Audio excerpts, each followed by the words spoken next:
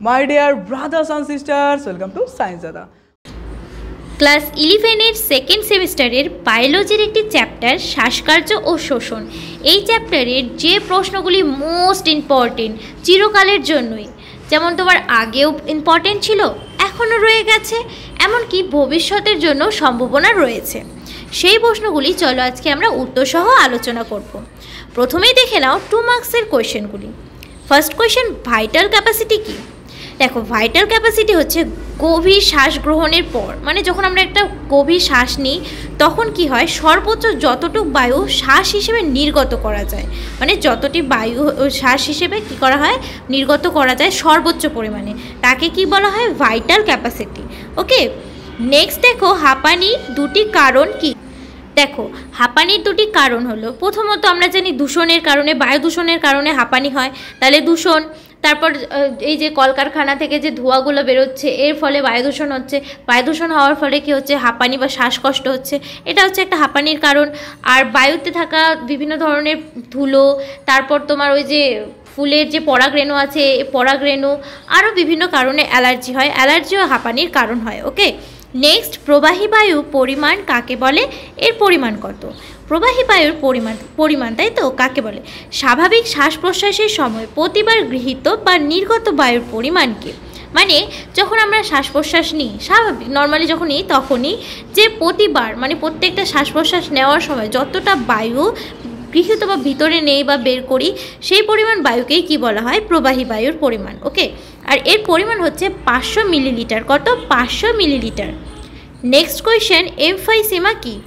এটি ফুসফুসের একটি রোগ। এমফাইসিমা হলো ফুসফুসের একটি রোগ, যেখানে কি হয়, বায়ুথলির প্রাচীর ক্ষতিগ্রস্ত হয়, মানে বায়ুথলির যে প্রাচীরটা আছে সেটা ক্ষতিগ্রস্ত হয় এবং শ্বাস নিতে কষ্ট হয়, মানে প্রচণ্ড কষ্ট হয় শ্বাস নিতে। নেক্সট কোয়েশ্চেন, পর্বতপীড়া কি? পর্বতপীড়া হলো উচ্চ পর্বত অঞ্চলে অক্সিজেনের অভাবের কারণে, মানে দেখবে যত উচ্চতায় যাওয়া যায় তত কি হয়, বায়ুর চাপটা বাড়ে, আর বায়ুর চাপ বাড়ার কারণে অক্সিজেন যে আছে আমাদের নিতে কষ্ট হয়, আর এটা হচ্ছে মেনলি উঁচু জায়গাতেই হয়, এ কারণে বলছে পর্বত অঞ্চলে। আর এর কারণে সৃষ্টি শারীরিক সমস্যাকে, মানে শ্বাস নিতে যে কষ্ট হয়, কষ্টের পরে যে শরীরের ব্যথা, মানে অনেক রকমের অসুবিধা হয়, শারীরিক অসুবিধা, এই শারীরিক অসুবিধাটাকেই বলা হয় পর্বতপীড়া। আর এই রোগ সাধারণত তুমি দেখবে যারা পর্বতরোহীরা হয় তাদের মধ্যে দেখা যায়, আর যারা পার্বত্য অঞ্চলে বসবাস করে তাদের মধ্যে দেখা যায়। নেক্সট কোয়েশ্চেন, হিমোগ্লোবিন অক্সিজেন ও কার্বন ডাইঅক্সাইডের সঙ্গে যুক্ত হয়ে কোন যৌগ গঠন করে? হিমোগ্লোবিন অক্সিজেনের সঙ্গে অক্সিহিমোগ্লোবিন গঠন করে, আর কার্বন ডাইঅক্সাইডের সঙ্গে যুক্ত হয়ে কার্বামিনো হিমোগ্লোবিন গঠন করে। ওকে, নেক্সট দেখো 3 মার্কসের কোয়েশ্চেন। এই কোয়েশ্চেনগুলিও মোস্ট ইম্পর্টেন্ট, অবশ্যই ভালো করে দেখে রাখো। ফার্স্ট কোয়েশ্চেনে কি বলেছে, কি কি কারণে অক্সিহিমোগ্লোবিন গঠনে সহায়তা করে? অক্সিজেনের উচ্চ চাপ, কার্বন ডাইঅক্সাইডের নিম্ন চাপ এবং রক্তের উচ্চ পিএইচ অক্সিহিমোগ্লোবিন গঠনে সহায়তা করে। নেক্সট, এমফাইসিমা রোগের কারণ, লক্ষণ ও প্রতিকার ব্যবস্থা উল্লেখ করো। দেখো, এমফাইসিমার কারণ হলো ধূমপান, তারপর বায়ু দূষণ এবং বংশগত কারণ, মানে বিভিন্ন বংশগত কারণেও হতে পারে, তারপর প্রচুর পরিমাণে ধূমপান করার জন্যও হতে পারে, আর বায়ু দূষণের জন্যও হতে পারে। আর লক্ষণ, এর লক্ষণ হচ্ছে মেইনলি যখন এমফাইসিমা হবে না তখন শ্বাসকষ্ট, প্রচুর পরিমাণে শ্বাসকষ্ট হবে, তারপর কাশি হবে এবং শরীরটা যে আছে ক্লান্তিনেস থাকবে, মানে টায়ার্ড হয়ে থাকবে। আর এর প্রতিকার কি?